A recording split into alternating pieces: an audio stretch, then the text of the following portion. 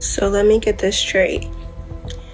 A white man shoots another white man at a PWI in one of the whitest states in our country, and HBCUs are getting threats. And HBCUs are getting threats. And HBCUs are getting threats. For 33 hours, I was praying that if this had to happen here, that it wouldn't be one of us, that somebody drove from another state, somebody came from another country. Sadly, that prayer was not answered the way I had hoped for.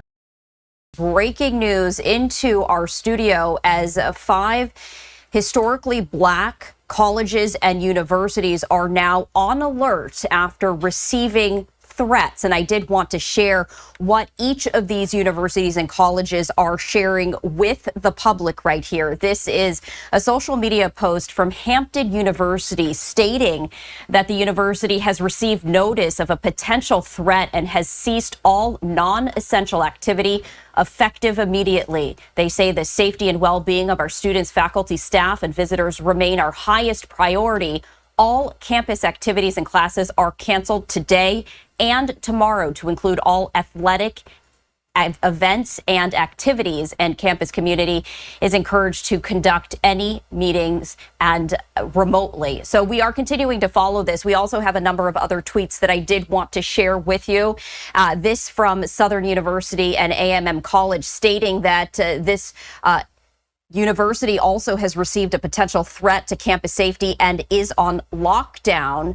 They say that the lockdown applies to the entire Baton Rouge landmass, which also includes Southern University Law Center, Agriculture Research and Extension Center, and the laboratory school. They say if you are on campus, you should shelter in place until further notice, as the university is working with law enforcement agencies.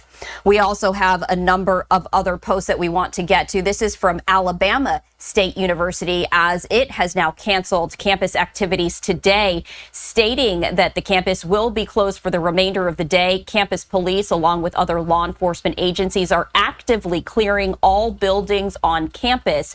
Once your building has been cleared, it says you will be permitted to leave only through the front entrance of your building. They say this is for your safety right there. So we are continuing to follow a number of other ones, including Virginia State University, stating that this university has received a threat to campus out of an abundance of caution.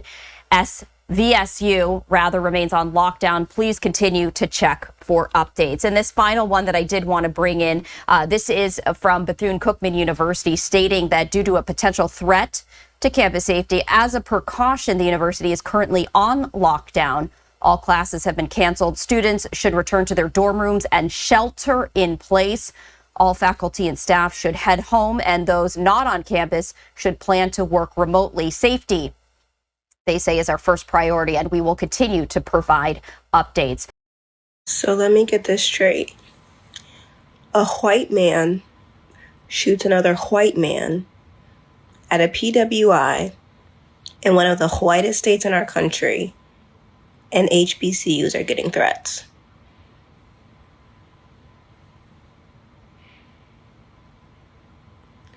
Much like J-Lo's entire career, this makes absolutely no sense. Officials have released the identity of a student who was found on a campus hanging from a tree this morning. Campus officials and police made the announcement just a couple of hours ago in a news conference. 16 WAPT's Ross Adams live in the studio this afternoon. He's been following the story at Delta State all day. Ross, what are investigators saying? Well, Troy, we are just hours into the investigation of this disturbing discovery on the Cleveland campus. Now, here is what we know right now. According to the Delta State Police Chief, they got a call around 7 o'clock Monday morning. First officers on the scene found the body of 21-year-old DeMartravion Trey Reed. He was hanging from a tree near the pickleball court that's in the central part of the campus. Reed is a Delta State student from Grenada. Now, there is already rampant social media speculation about what happened to Reed. At this point, investigators say there is no evidence of foul play. But we, of course, again, with our partners, we've investigated every avenue and again, we continue to investigate. The university has contacted the Mississippi Bureau of Investigation, Cleveland Police Department, and the Bolivar County Sheriff's Office to assist them in the investigation. Today was supposed to be a happy day on the Delta State campus, celebrating its 100th anniversary. Instead, they are mourning the loss of this student. Classes were canceled Monday, and it's unclear if they will resume on Tuesday. Back to you, Troy. Billions of dollars to mental health and the homeless population. A lot of them don't want to take the programs. A lot of them don't want to get the help that is necessary. You can't give them a choice.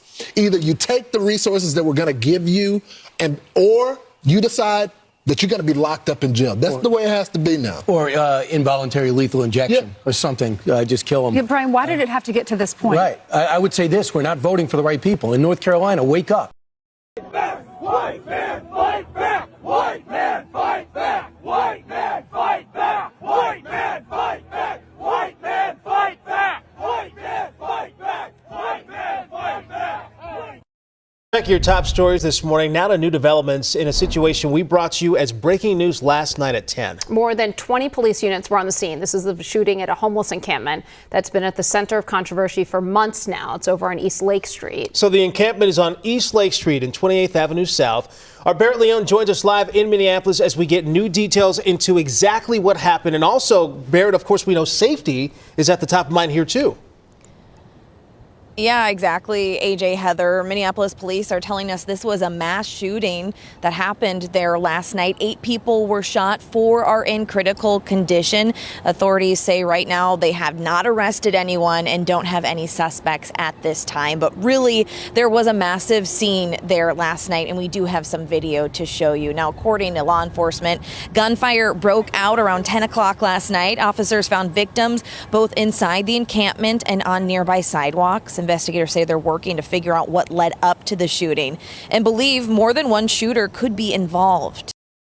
What's your thoughts? Please be respectful with your comments. Also, please click the like, click the notification bell, and subscribe to this channel.